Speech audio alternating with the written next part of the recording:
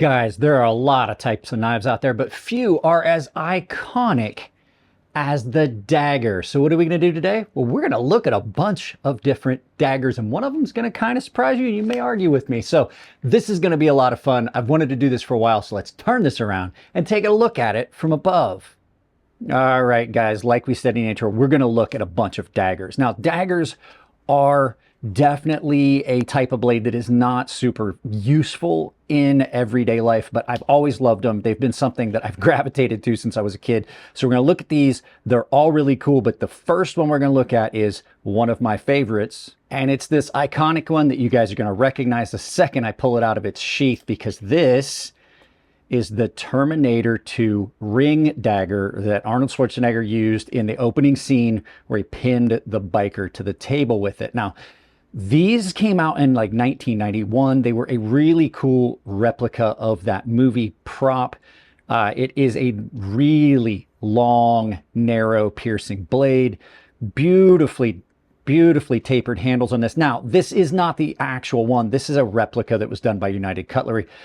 Even though this is a cheap kind of movie prop fake, you can see that the original one that it's based on would have been amazing. It's got these tapered plastic handles here. It's got this butt cap, and then you've got this ring guard where you can get your finger in it, almost like a fencing grip. This is more akin to a traditional medieval dagger, which that's about when daggers started coming into style, than some other knives you would see. This is simply for piercing, but this was so cool. I remember seeing it in the movie. I remember seeing all that. It came with this leather sheath here. It's not a great sheath, but as far as prop replicas go, it's not bad. They really stuck true to what they had in the movie. And I gotta say, it is really cool having this here at the house. This is on loan from a friend of mine that has one. These were like 30 bucks when I was a kid. 1991, I was still in high school. I shouldn't say kid. I joined the Navy in 1992. So like, I shouldn't really say that that I was a kid, but these were out after the movie and I wanted one so badly and I never got one. My dad was adamant that he didn't want me getting one because, you know, daggers and the legalities. But these are so much more expensive now. These are like anywhere between $150 and $300 for what is just a rat tail tang. You can see that goes through, and then this is screwed on. But these were really cool, and it was one of the ones I always wanted. So let's go ahead, since we got this one out of the way, and look at some much more useful ones with this next one, which is the Gerber Mark II, which is very close to, I think the Fairbane combat dagger, or Fairbane dagger. It's really similar. This is the Gerber Mark II. Now, this is not how this would have come in like the 60s and early and 70s when these were carried by Special Forces troops. It had a wasp waist, did not have the serrations, and it had a different handle. My buddy has one. We'll see if we can maybe just get a quick look at that, but I've already seen it. It also had a 5-degree cant to the blade, which let it hug the body better, and it allowed you to hold it in this grip where you could have a piercing point and not have to adjust your grip because the blade actually dropped down 5 degrees. But these were actually combat carried by U.S. Special Forces. Really comfortable in hand. They had that wasp waisted profile, but then it has this wasp waisted handle. Cross guard here. This is very comfortable in hand. It is a long piercing blade only meant for one purpose, and they are really hard to find these days, especially the original ones. The original ones had a handle on here that had molten steel sprayed on the aluminum, and they called it a cat tongue grip, and it absolutely was. But this just feels amazing in hand. No matter which way you go with it, it's the same grip all the way around. Even if you're not on that guard, you can strike with this pommel. You can actually put a lanyard in it. The Gerbers that they were doing when they were making them in Portland and issuing them to troops, because you had this, you had the Commando and the Commando 2, you had a bunch of other dagger style blades that Gerber made, and they were made specifically for the military back in the 60s and 70s.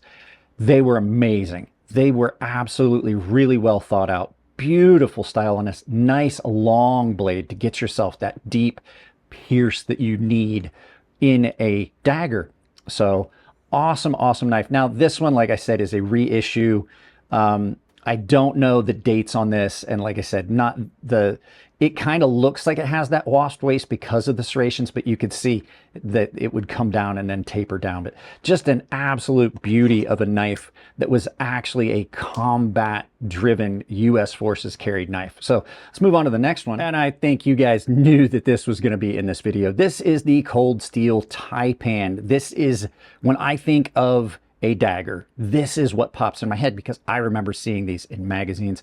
This thing is gorgeous. This is done by Cold Steel. Mine is in San Mai. You can see it's a laminated steel. But these are really cool because Lynn Thompson wanted to make a double-edged fighting knife that wasn't as fragile at the tip as some of the others and still had a lot of cutting capability. So this is a hollow grind on this. Comes down to a beautiful, beautiful termination. The point on it is a little bit more broad than the others, but still really piercing, but it gives it a strong tip. The handle on this, you've got this cross guard with this nice tapered handle here done in Kraton. Absolutely not going to be slick at all. The tang goes all the way through into this pummel that you can use as a striking pummel. Also, you can put a lanyard in this. And then you've got some really cool sheath options. This is the original sheath that would have come with the old school ones. Mine came with more of a drop style sheath that was done in Securex. I'm not going to use that. I'm having a leather one made right now.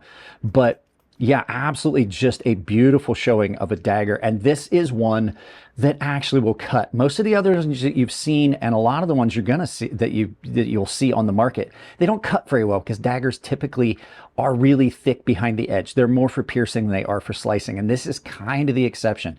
Deep hollow on both sides of this that comes down to a decent behind the edge thickness that's not too thin.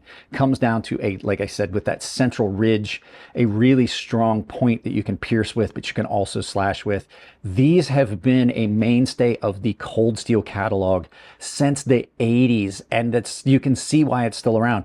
A lot of times knives get discontinued. This is still just way up there on their list, and this is one I have wanted forever and finally got. So really, really cool showing of a dagger. Let's move on to the next one, and it's a boot knife. So boot knives typically are a dagger style. You can get them that are single edge, but boot knives usually are a dagger style. And boot knives are a little bit unique in the dagger category because they are shorter. And when we talk about like a short bladed edged weapon, we're talking that's based in the medieval times where you typically would have a sword and then you wanted something shorter that you could use for defense. Boot knives are just an even shorter version of that that's been brought down. Now this is the Cold Steel Counterattack 1. I think this is probably the best modern boot knife on the market if you're looking for a dagger style, like a double-edged style boot knife. But boot knives, and this is just another type of a dagger. And you can see you've got that same really narrow grip on here that you would see in some of the medieval style daggers, cross guard on both sides. You can definitely pierce with this. This does have a very, very good piercing designed styled blade, but then you've always got this big cross. That's something you'll see on a lot of daggers, is this nice cross guard where you can get on it to really power into the pierce, because that's what they were for. They weren't for like cutting up your apples and things like that. These were an offensive or defensive weapon. This grip on these, on most boot knives, are like this, and it gives you really good control over what is pretty much a smaller knife than a lot of the others. So you've got that swell in there where it's not going to slide. The checkering and texturing on a lot of the handles like this, really, really good. Kraton is a great material Cold Steel uses on a lot of their handles. It's a really good rubberized material. But this is a small dagger that you could easily conceal on your person in a boot or belt.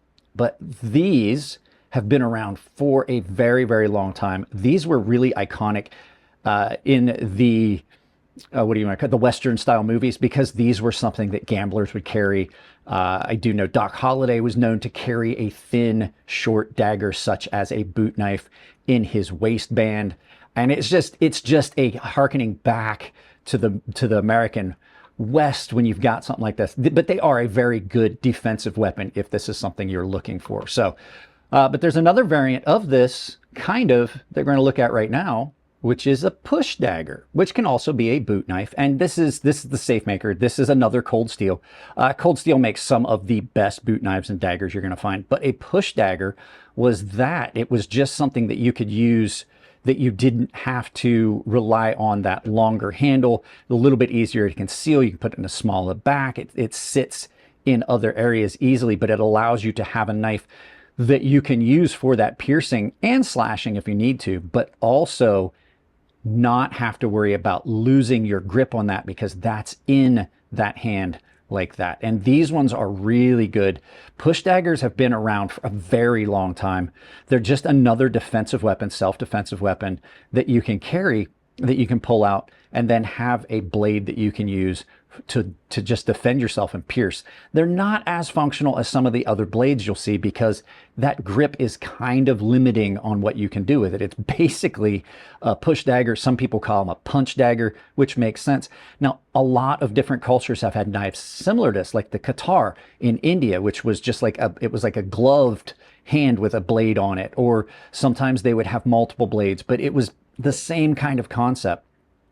And push daggers do provide you something that you can carry really easily and defend yourself. Now, I had one of these very similar to this. I had the Peacekeeper or Peacemaker, which was a double-edged version of this. I had shoulder surgery and I wanted a knife that I could carry as a defensive role that did not require me to have a lot of dexterity, and this was something that was great at that time that I could carry in a small on my back because I couldn't use my primary arm. But yeah, these things are cool. Some of the more modern ones, they actually have folding versions of this where you can have the actual knife and then it folds over and turns into a push dagger. But these are just another type of dagger that has been around for hundreds of years. So let's go ahead. We've got to move on to the last one, which you guys are going to argue with me about. I've been saving it for last, so let's go ahead and take a look at it. And this last one is the Cold Steel OSS. It's technically a dagger. It falls into that same category, especially considering this one is double-edged. There are a lot of knives like this that are out there that are this sub-hilt style fighter, which is this is very akin to the one we saw first, which was the ring dagger, where you have this spot where you put your finger in. But this one just accomplishes it by having a sub hilt. But this does fall into that dagger category. I just thought it would be fun to throw this one in as just like a one-off. But I do think that Cold Steel does some of the best daggers. You can see how piercing that tip is because of the transition down with it being sharp on both sides. Super piercing. And that's why daggers were double-edged, really, was it gave you a better piercing. You had the central ridge to reinforce the tip and then double-edged to make it pierce even better. So I absolutely love these. Daggers have been around forever. They harken back to the combat days of medieval days, and they just look cool. Daggers and Bowie knives and boot knives have really been an integral part of the United States and their inception from the frontier days. So just a lot of fun to look at these guys. That's it on this one. Thanks for hanging out. Let's turn this around, do some final thoughts, and send you out about your day. So yeah, guys, I love daggers, and I know a lot of people would argue with me that this is not a dagger, but by the definition it is, because it doesn't have to be that distinctive blade shape. So daggers are fun. They're really cool. They're not as useful as a lot of other knives, but they've always been something that knife guys just gravitate to. They're really cool. So I've wanted to do this for a while, and I finally got a bunch of them together. Guys, that's it on this one. Hopefully you enjoyed it. If you did, please give it a thumbs up. You guys know what to do. Like, share, subscribe, drop a comment, support the channel. All kinds of affiliate links down below. It's how I take care of this channel. That is self-sponsorship. Use those links to purchase any knives or anything like that. Take the Amazon store, pin it to your browser, use it for all your shopping. You can also use the coupon code crazysharp, all one word. It will save you 10% at KATSU Knives, Fair and Forged Knife Works, Rosecraft Blades. You can also take a look at Coffee Brand Coffee and Tempered Trail. There is a 10% discount built into that. I have a membership down below. Check that out. I do giveaways. I'm doing a big giveaway this month for all the members. It's going to be like 4 items. And there's a public Discord down below. So guys, that's it on this one.